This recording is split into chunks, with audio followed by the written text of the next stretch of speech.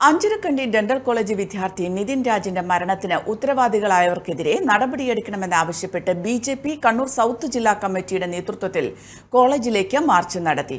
BJP സംസ്ഥാന secretary K Ranjith March ഉദ്ഘാടനം ചെയ്തു.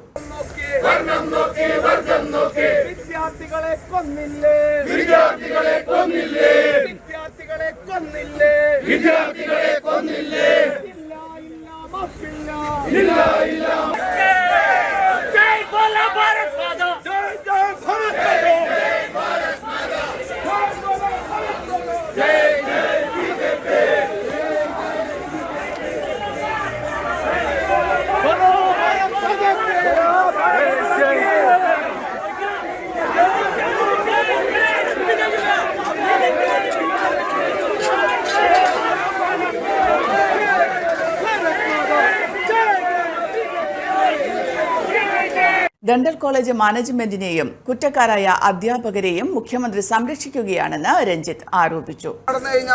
ആ മരണത്തിന്റെ പിറകിൽ നടന്ന അന്വേഷണത്തിന്റെ അവസാന ഘട്ടത്തിലാണ് അധികാരികൾ ഇതിനെക്കുറിച്ച് മറുപടി പറയേണ്ടത്.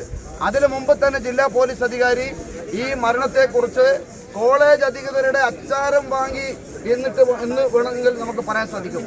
ആ രീതിയിൽ ഈ മരണപ്പെട്ട വിദ്യാർത്ഥിയെ മോശമാക്കുന്ന രീതിയിൽ അവൻ പണം പലിശക്ക് വാങ്ങിയിട്ട് ദൂർത്തടിക്കുന്ന ഒരാളെന്ന രീതിയിൽ അവരെക്കുറിച്ച് വളരെ മോശമായി ഈ ജില്ലാ പോലീസ് അധികാരികൾ പറഞ്ഞത് ഏറ്റവും വലിയ പ്രതിഷേധത്തിന് ഇടയാക്കുന്ന ഒരു സംഭവമാണ്. യാതൊരു സംശയവുമില്ല.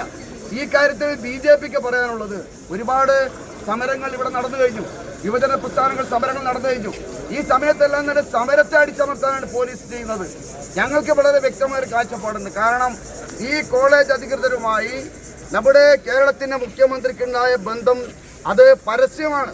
കോളേജ് അധികൃതരുമായി മുഖ്യമന്ത്രിക്കുണ്ടായ ബന്ധം ചെറിയ കാര്യമൊന്നുമല്ല. കാരണം ഈ കഴിഞ്ഞ നിയമസഭാ തെരഞ്ഞെടുപ്പ് എല്ലാ കാലത്തെല്ലാം തന്നെ ഞങ്ങൾക്കത് ബോധ്യപ്പെട്ടതാണ്.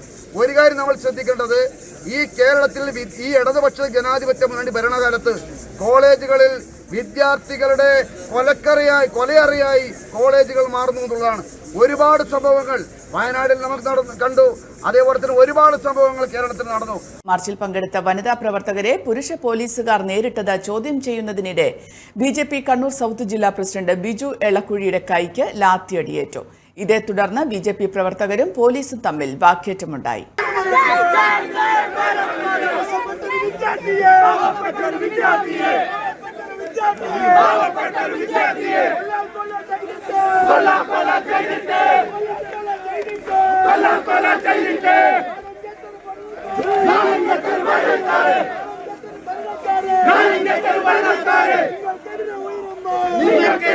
ഒ നിതീഷ്, VP ഷാജി, EP ബിജു, ശ്രുതി പൊയിലൂർ, അർജുൻ വാസുദേവ്, KP ഹരീഷ് ബാബു തുടങ്ങിയവർ മാർച്ചിന് നേതൃത്വം നൽകി. Aster MIMS hospital, we'll treat you well. Chala east, Kannur.